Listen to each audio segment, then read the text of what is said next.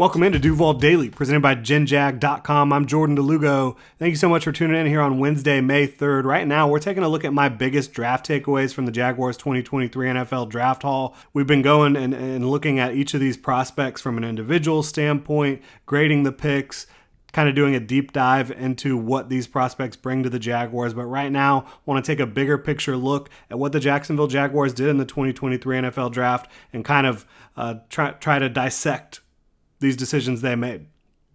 Starting at the top, the Cam Robinson situation, in my opinion, had a major impact on that Jaguars pick at 27, both from the short and long-term perspective. You look at the short-term perspective, obviously, Cam Robinson's going to be suspended to start the 2023 season. We don't know how long that suspension is going to be, but the Jaguars, they were going to be without Cam Robinson to start the season. So then you look at your depth chart before bringing in Anton Harrison. You've got Walker Little. You can start Josh Wells at right tackle. You feel okay about that, but do you want to just feel okay about protecting Trevor Lawrence to start the 2023 season, a season in which you're trying to, repeat as AFC South Division champions, to get further in the playoffs than you did in 2022, to be a better, more well-rounded team? I don't think you wanted to enter the season without a really high-quality, talented tackle on the right side. And make no mistake about it, Josh Wells can fill in at right tackle if need be, but I don't think the Jaguars wanted that to be their plan A entering the 2023 season, again, with Cam Robinson suspended to start the year. But it's also a long-term move. Look, Cam Robinson, it's not just the suspension that has his status with the Jaguars in flux. He has an out in his contract following the 2023 football season. And so the Jaguars, they can save a lot of money by moving on from Cam Robinson against the cap in 2024, a year in which they're going to start having to plan for the future with all these young players that they've drafted over the last couple years, starting with Trevor Lawrence, of course, whose contract, he will be eligible for a new contract following the 2023 season. So I think there's ramifications and impact and all of that kind of went into this decision for the Jaguars to take Anton Harrison at 27 overall, and I don't think it was a reach by any stretch. He was a guy that's top 10 on my board. Love Anton Harrison, not trying to say that at all. But it's also a sign to me that the Jaguars, they're not going to let OT slip, ever. Like when Doug Peterson is here, when Trevor Lawrence is here, the Jaguars are simply going to reinvest in the offensive tackle position a lot. It's just good money, good business to make sure that the edges of your offense are protected well when you have a superstar young quarterback on your franchise and such a gifted play caller as Doug Peterson. So they're not going to let the offensive tackle position slip. And quite frankly, if Cam Robinson does move on after the 2023 season, I wouldn't be surprised if the Jaguars are back at it in 2024 in the NFL draft, taking another offensive tackle at some point on the first 2 days. You have Walker Little. He's under contract through 2024. You don't know how that's going to play out long-term either. I would not be surprised if the Jaguars, with Trent Baalke, Doug Peterson, and Trevor Lawrence here during this tenure, if they reinvest in that position a lot year over year pretty much. My second big takeaway for the Jaguars from this 2023 NFL draft is they wanted to be able to answer more questions in 2023. They wanted to pivot in certain ways at certain positions to where they could throw changeups, and Trent Baalke admitted as much with the Yasir Abdullah pick. They've got two big boys up front at edge and Trayvon Walker and Josh Allen. The Jaguars coaching staff and scouting staff kind of wanted to bring in someone who could be a changeup at that position, and Yasir Abdullah absolutely is that at 6 foot, 240 pounds.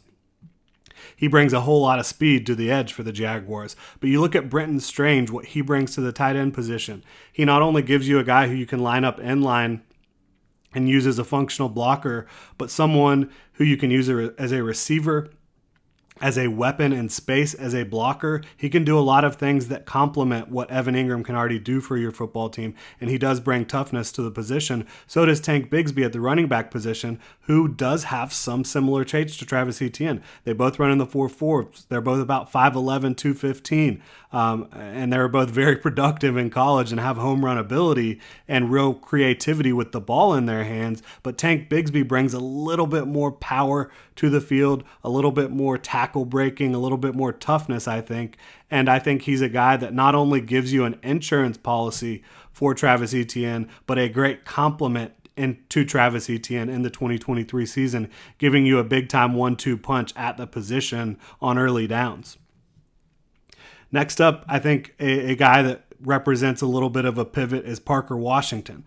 He does have some similar traits to a Christian Kirk, in my opinion, slot receiver, but he's a little bit thicker than Christian Kirk, a little bit more powerful at the slot position, kind of a power slot, even though he's only 5'10", he's over 200 pounds. He's got great mass, got great functional strength. He's a guy that once he catches the ball kind of turns into a running back. The Jaguars didn't have a lot of that. The yak ability, the ability to break a tackle and streak down the field, and he brings that to the team, as does his Penn State teammate, Brenton Strange. I think Parker Washington, while he does fit what the Jaguars like to do, he's going to add another element to that passing offense, and a guy who can, again, break tackles and be creative with the football in his hands.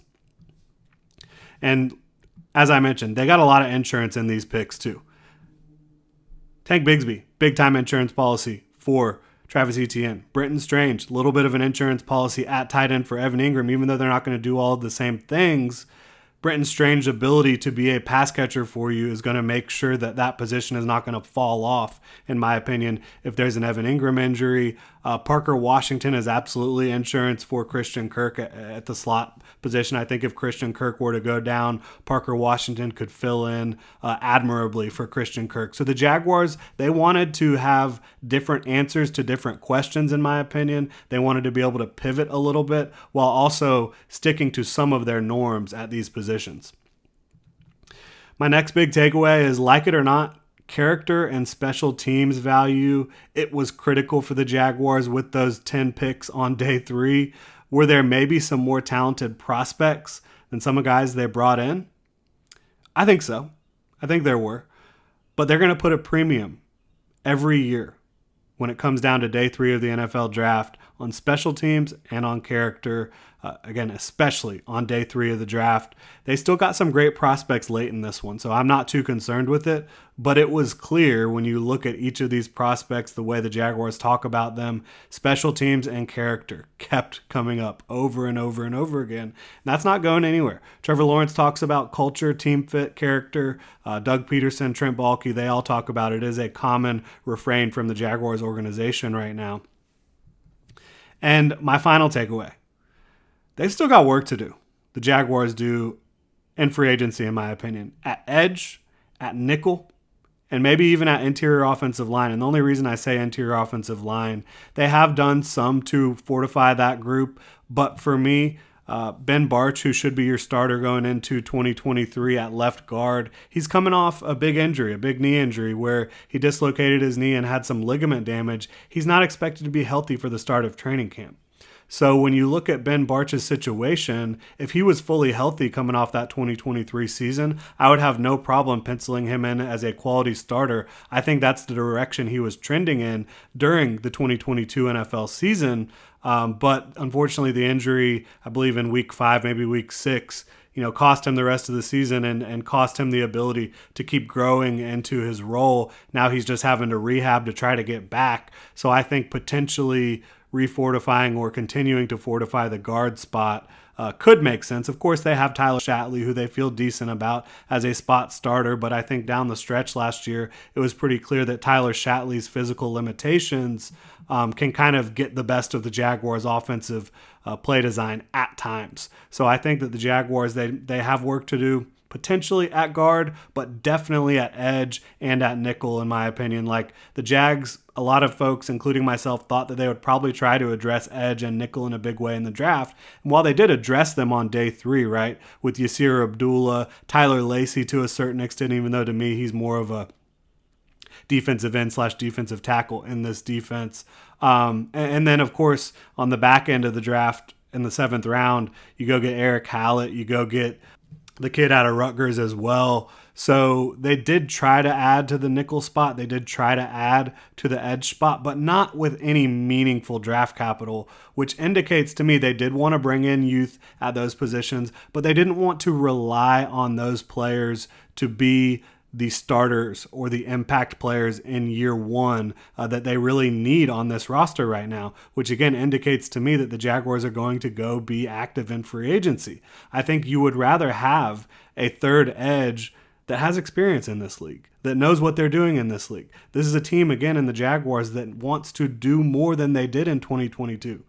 In 2022, they won their division and they made it to the divisional round of the playoffs. They want to go further than that this year. I think to be talking about going to the AFC Championship, to the Super Bowl, you want an edge that has experience in this league behind Trayvon Walker and Josh Allen. And there's a bunch of talented guys out there, including Yannick Ngakoue. We'll see how that plays out. But then at nickel, I think you feel the same way. Right now, Trey Herndon would be the Jaguars starting nickel. He would be the Jaguars CB3. And I would not be shocked, though, throughout training camp if Eric Hallett really gave him a run for his money, because I think he can play that position at a decently high level, and I think he's a better athlete than Trey Herndon.